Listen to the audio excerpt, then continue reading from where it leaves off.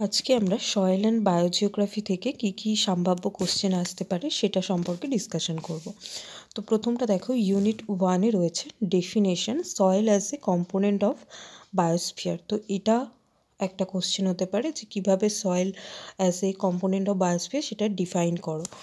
দেন হচ্ছে দেখো factors of soil formation, এটা হচ্ছে মোস্ট ইম্পর্টেন্ট কোশ্চেন। এটা তোমরা অবশ্যই কিন্তু রেডি করে যাবে, এটা আসার সম্ভাবনা অনেক বেশি।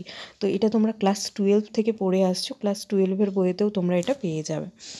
দেন রয়েছে দেখো physical and chemical properties of soil with special reference to texture, structure, organic matter and pH. এখানে মোট 4টের কথা বলেছে দেখো, texture, structure, organic matter and pH. এছাড়াও কী কী বলেছে, physical and chemical properties of soil. তো এখানে তোমরা অনেকগুলোই তোমাদের টপিক কভার করতে হচ্ছে এই সাব পয়েন্টার মধ্যে। তো আমি বলবো এগুলো তোমরা যদি ক্লাস 12-এর বই থেকে পড়ো না, এগুলো খুব ইজিভাবে তোমরা বুঝতে পারবে। তো এটা তোমরা এসএলএম থেকেও পড়তে পারো, বা তোমাদের কাছে যে সয়েল বা বায়োজিওগ্রাফির বই আছে সেখান থেকেও পড়তে পারো। বাট আমি সাজেস্ট করবো এগুলো ক্লাস 12-এর বইয়েতে কিন্তু বিশেষ করে ছায়া প্রকাশনের বইয়েতে খুব ইজিভাবে দেওয়া রয়েছে, তো ওখান থেকেও তোমরা দেখতে পারো। দেন রয়েছে দেখো development and characteristics of soil profile. Again এটাও খুব সহজ question. And soil profile and আরেকটা কী থাকে, সয়েল প্রোফাইল আরেকটা বেশ কী থাকে যেটার মধ্যে পার্থক্য করতে বলে, এক্স্যাক্টলি এই টাইমে আমার মনে পড়ছে না। তো সয়েল প্রোফাইল আর সয়েল হরাইজন্টাল বোধ হয় না কী থাকে, আই থিঙ্ক তোমরা বইটা খুললেই বুঝতে পারবে। তো সেই পার্থক্যটা তোমরা করবে এবং কীভাবে ডেভেলপমেন্ট অ্যান্ড ক্যারেক্টারিস্টিক সয়েল প্রোফাইলের সেটা করে যাবে। তো এগেন এখান থেকে প্রচুর সাব পয়েন্ট রয়েছে, এটা খুব ডিটেলসে তোমরা কিন্তু কভার করবে। দেন দেখো রয়েছে অ্যাকচুয়ালি সয়েল অ্যান্ড বায়োজিওগ্রাফির পার্টে তোমাদের কিন্তু প্রচুর মানে ডিপ ওয়েতে পড়াশোনা করতে হবে, কারণ এখানে প্রচুর তোমাদের সাব পয়েন্ট রয়েছে। ঠিক আছে, এক একটা ইউনিটে প্রচুর কিন্তু তোমাদের সাব পয়েন্ট রয়েছে যেগুলো তোমাদেরকে কিন্তু খুব ডিটেলসে পড়তে হবে। দেন এখানে দেখো ইউনিট 2-তে রয়েছে concept of zonal, azonal and interzonal soil. Again এটা খুব ইম্পর্টেন্ট কোশ্চেন। এখান থেকে পার্থক্যও আছে জোনাল, অ্যাজোনাল অ্যান্ড ইন্টারজোনাল সয়েলের মধ্যে, বা এখানে ক্যারেক্টারিস্টিক্স বলতে পারে। দেন রয়েছে দেখো formation and profile characteristics of podzol, laterite and চার্নোজেম।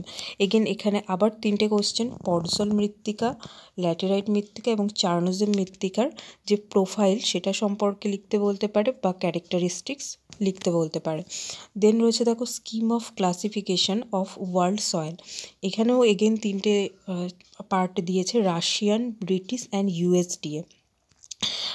অর্থাৎ Russian soil classification, British soil classification এবং ইউএসডিএর যে সয়েল ক্লাসিফিকেশান রয়েছে সেই 3টেই কিন্তু তোমাদের পড়তে হবে।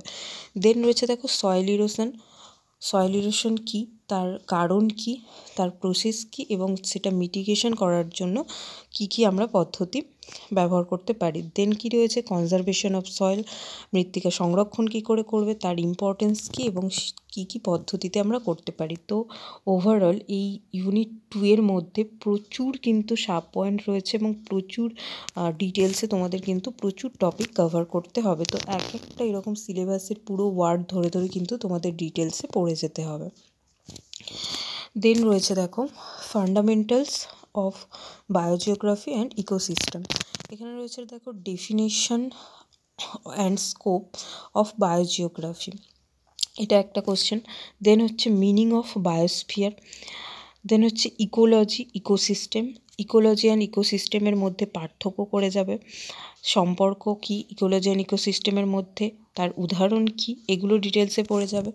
দেন রয়েছে দেখো এনভায়রনমেন্ট কী, ইকোটোন কী, কমিউনিটিস কী, হ্যাবিটেট কী, নিচ কী অর্থাৎ যেটা ইকোলজিক্যাল নিচ, দেন বায়োটোপ অ্যান্ড বায়োমাস। অর্থাৎ প্রচুর কিন্তু সাব পয়েন্ট এখানের মধ্যে রয়েছে যেগুলো তোমাদের ডিটেলসে এক একটা পড়ে যেতে হবে।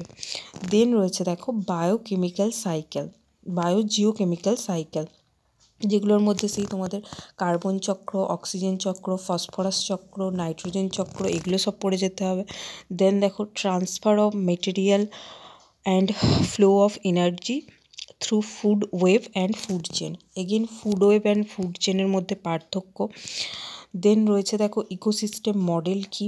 ইকোসিস্টেম মডেলের যে তোমাদের বাস্তুতন্ত্রের যে জলজ বাস্তুতন্ত্র এবং স্থলজ বাস্তুতন্ত্রের মডেল, সেগুলো পড়তে হবে। Biosphere and energy, energy source কি, ল অফ এনার্জি এক্সচেঞ্জ কি, লিন্ডেম্যানের 10% সূত্র। Then food chain and flow of energy.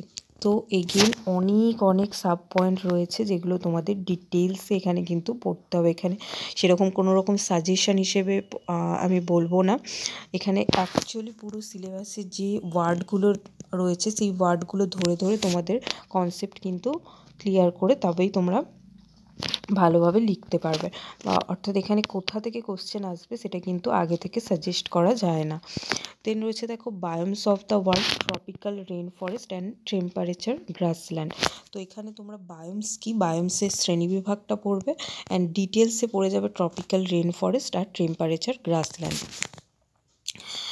দেন রয়েছে দেখো ইউনিট 4-এ কনসেপ্ট অফ বায়োস্ফিয়ার। এটাই বোধহয় প্রথমেরটাতেও ছিল, ডিফাইন অ্যান্ড না সেটা বায়োজিওগ্রাফি ছিল, সরি। তো এখানে রয়েছে দেখো concept of biosphere, forest type. এখানে দেখো এখানে দুটো কোশ্চেন হয়ে গেল, বায়োস্ফিয়ার কী এবং ফরেস্ট টাইপগুলো কী কী। দেন রয়েছে দেখো phytogeographical region of the world. Then রয়েছে দেখো factor, plant ecology, habitat factors, plant response to environment. তো এখানে এগেন মানে একদম ধরে ধরে সিলেবাসে যে ওয়ার্ডগুলো আছে সেগুলো তোমরা এসএলএম থেকে বা বই থেকে পড়ার চেষ্টা করবে। স্পেশালি এই ইউনিটটা তোমরা এসএলএম থেকে পড়তে পারো বা তোমাদের যে নিখিল কৃষ্ণ দিয়ের যে বায়োজিওগ্রাফির বইটা আছে ওখানেও তোমরা বেশ কিছুটা পেয়ে যাবে। দেন রয়েছে দেখো distribution of animal in different geological period, dispersal and migration of animal, mean and barriers। তো এটাও ইম্পর্টেন্ট কোশ্চেন এখান থেকে। দেন রয়েছে দেখো biodiversity, controlling factor and depression, need and step for conservation of biodiversity, international biological programs. Again আমি এই পুরো ইউনিটটার পুরোই সয়েল অ্যান্ড বায়োজিওগ্রাফির একটাই তোমাদের সাজেশন দেবো, সেটা হচ্ছে সিলেবাসটাকে দেখে একদম টোটাল কোনো সাজেশন না করে যা যা ওয়ার্ড আছে প্রত্যেকটা সম্পর্কে ডিটেলসে না হলেও অন্তত কনসেপ্টটা কিন্তু তোমরা পড়ে যাবে অবশ্যই, ঠিক আছে? তো আশা করছি তোমরা খুব ভালোভাবে প্রিপারেশন নিচ্ছ। অল দ্য বেস্ট, খুব ভালোভাবে পরীক্ষা দাও।